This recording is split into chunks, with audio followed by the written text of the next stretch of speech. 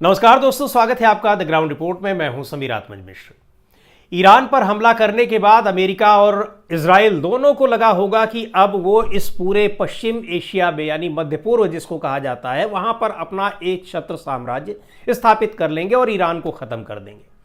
लेकिन देखिए कि छोटी सी गलती कितना भारी पड़ सकती है अगर आप किसी का सही मूल्यांकन न करें।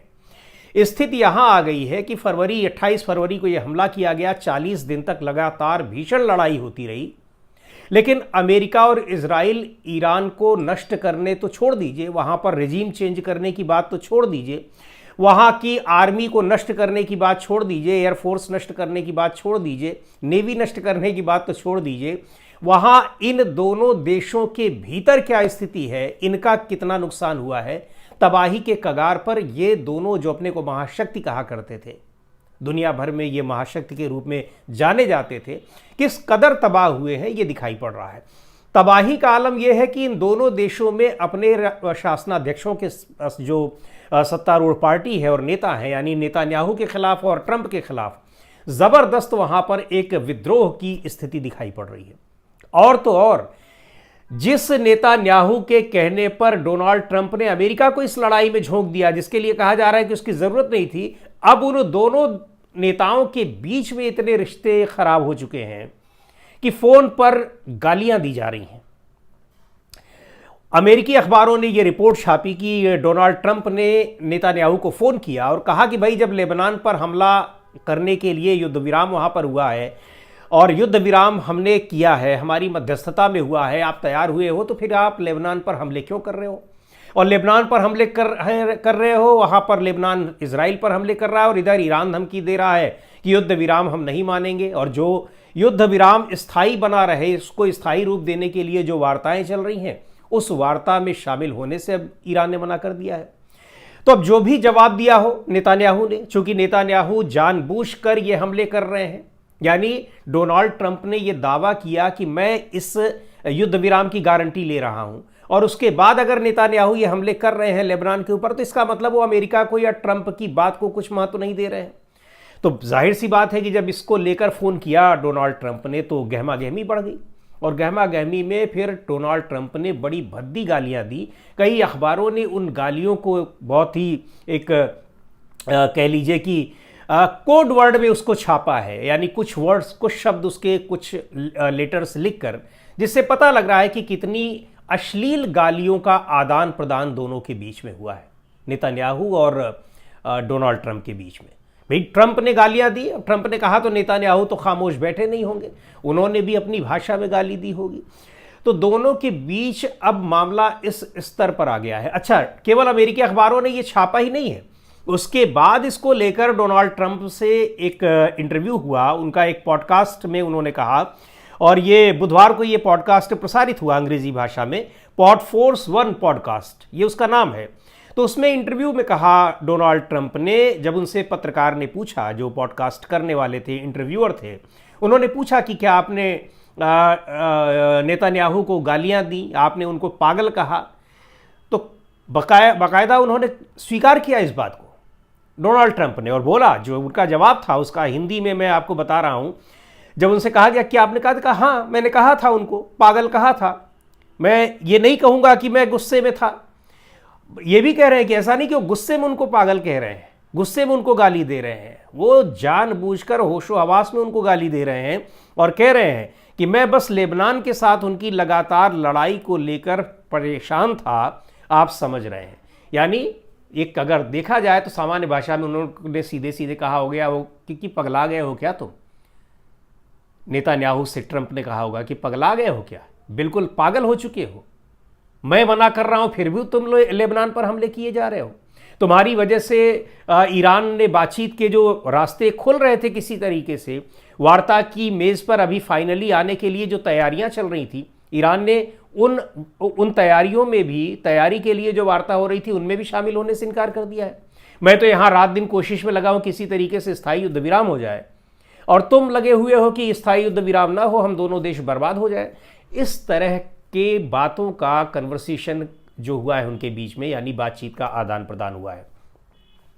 अब ये स्पष्ट दिखा रहा है कि कैसे ईरान को लेकर अमेरिका और इसराइल में तनातनी बिल्कुल हो गई है। हालांकि डोनाल्ड ट्रंप, ये हम एक पहले वीडियो में बता चुके हैं आपको कि ट्रंप को राष्ट्रपति बनाने में वहाँ का जो ज्यूस कम्युनिटी है, यहूदी समुदाय है, उसने कितनी मदद की है, कितना कंट्रीब्यूशन है। लेकिन सवाल केवल उनकी मदद का नहीं है, और अमेरिका की राजनीति में इस समय यहूदियों का बोलबाला है। यहाँ तक कि ट्रंप के अपनी सलाहकारों में भी कई यहूदी हैं, उनके दामाद कुशनर खुद ही यहूदी हैं। लेकिन इन सब के बावजूद अमेरिका की जो आम जनता है, और उसमें यहूदी भी शामिल है, ऐसा नहीं कि सारे यहूदी इजराइल के और नेतान्याहू के पक्ष में ही है, क्योंकि अगर पक्ष में होते तो नेतान्याहू के खिलाफ भी इतना माहौल इजराइल में न बन रहा होता। वहाँ भी ईरान के पर हमले को लेकर कि उस हमले से मिला क्या है, हासिल क्या हुआ, उसको लेकर बहुत सारे सवाल उठ रहे हैं। और अब यहाँ इन दोनों देशों के बीच जो रिश्ते अब बिगड़ते चले जा रहे हैं, उसको लेकर अब एक नई राजनीतिक स्थिति पैदा हो रही है। और कहा जा रहा है कि डोनाल्ड ट्रंप की जो ईरान को लेकर उनकी अपनी जो डिप्लोमेटिक पॉलिसी है, उस पर पूरी तरह से पलीता लगा रहे हैं नेतान्याहू। इसलिए लगा रहे हैं कि वो यहाँ बातचीत कुछ कर रहे हैं, कोशिश कर रहे हैं कि धमकियां भी देते रहें, धमकियों के बीच में कुछ हमले भी होते रहें, लेकिन इधर बातचीत भी चलती रहे और बातचीत किसी ऐसे नतीजे पर पहुंच जाए जिसमें वो ईरान की शर्तें तो मान ले, लेकिन अमेरिका के लिए भी वो अपमानजनक ना लगे।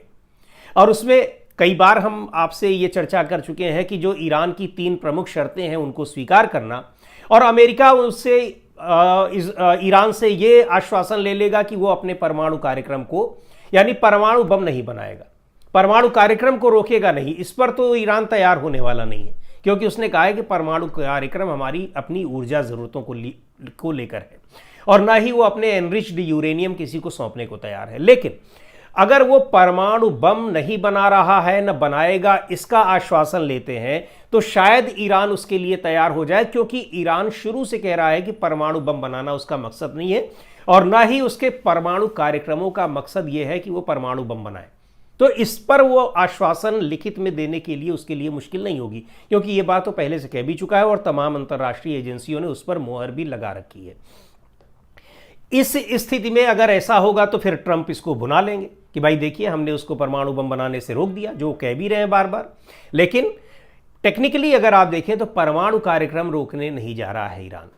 तो खैर, और ईरान की जो 3 मेन शर्तें थी, उन शर्तों को तो डोनाल्ड ट्रंप मान ही गए हैं, यहाँ तक कि मुआवजे की बात भी मान गए हैं। एक पिछले वीडियो में हमने आपसे बताया भी है कि $300 अरब का रिकंस्ट्रक्शन फंड देने को तैयार है ईरान, और देंगे वो। इस पर बाकायदा सहमति बन चुकी है और अमेरिकी मीडिया इसको रिपोर्ट भी कर रहा है। तो ट्रंप ने समझाया उनको कि हम तो ईरान के साथ इस तरह से बातचीत कर रहे हैं कि किसी तरह से एक स्थायी समझौता हो जाए, क्योंकि अब पता है कि आगे अगर लड़ाई होती है तो उसका क्या नुकसान होगा, क्या खामियाजा भुगतना पड़ेगा अमेरिका को भी, इजराइल को भी, और ईरान को तो भुगतना ही पड़ रहा है।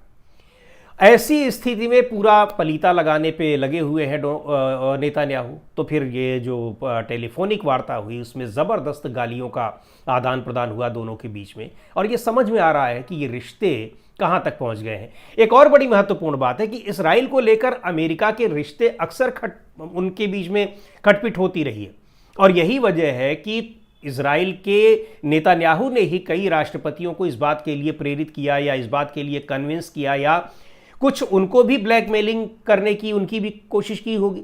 लेकिन अभी तक कोई दूसरा राष्ट्रपति इस बात के लिए नहीं तैयार हुआ कि अगर इजराइल ईरान पर हमला करेगा तो वो भी उसका साथ देंगे। लेकिन अब डोनाल्ड ट्रंप की अपनी कोई ना कोई मजबूरी रही होगी। अब जिस मजबूरी की चर्चा हो रही कि एप्स्टीन फाइल भी उन मजबूरियों में है, उसकी वजह से उनको कूदना पड़ा। तो एक तो उनका जो एक डिप्लोमेटिक फेलियर है बहुत बड़ा है, जो दिखाई पड़ रहा है, जिसको लेकर अपने देश में आलोचना भी हो रही है, और दूसरी ओर इसका जब नुकसान सामने आ गया, इसका जो परिणाम था वो भुगत लिया अमेरिका ने भी और ट्रंप ने भी। तो अब शांति समझौता करने के जो रास्ते हैं उनमें भी अब इजराइल रुकावटें पैदा कर रहा है। तो अब अमेरिका की ओर से इजराइल को साफ साफ बता दिया गया है कि अगर आपने अब हमला किया लेबनान पर, तो फिर ईरान आपके ऊपर हमला करेगा, और ईरान हमला करेगा तो फिर अब हम भी बचाने वाले नहीं है। तो ऐसा लग रहा है कि अब इस धमकी के बाद शायद नेतान्याहू की आंखें खुले और वो लेबनान पर हमले रोकें। लेकिन जिस तरीके से अब अमेरिका और इजराइल के रिश्ते बिगड़ चुके हैं, उसको देखते हुए ये बिल्कुल साबित हो गया है कि पश्चिम एशिया में अब इजराइल की स्थिति बहुत ही डामाडोल होने वाली है। आज के वीडियो में इतना ही। अगले वीडियो में फिर मिलेंगे एक नए विषय के साथ, एक नए मुद्दे के साथ। द ग्राउंड रिपोर्ट के यूट्यूब चैनल को आपने अब तक सब्सक्राइब ना किया हो तो ज़रूर कर लें। हमारे वीडियोस को लाइक करें, शेयर करें और अपने सुझाव भी हमें ज़रूर भेजें। एक और अपील है कि अगर आप हमारे वीडियोस को जब लाइक करते हैं तो उसमें एक और ऑप्शन आता है हाइप करने का, HYPE। तो आप अगर उसको हाइप कर देंगे तो आप उसको और भी ज़्यादा लोगों तक पहुंचाने में मदद कर सकेंगे। तो आप उसको हाइप वाले बटन को भी दबा दिया करिए।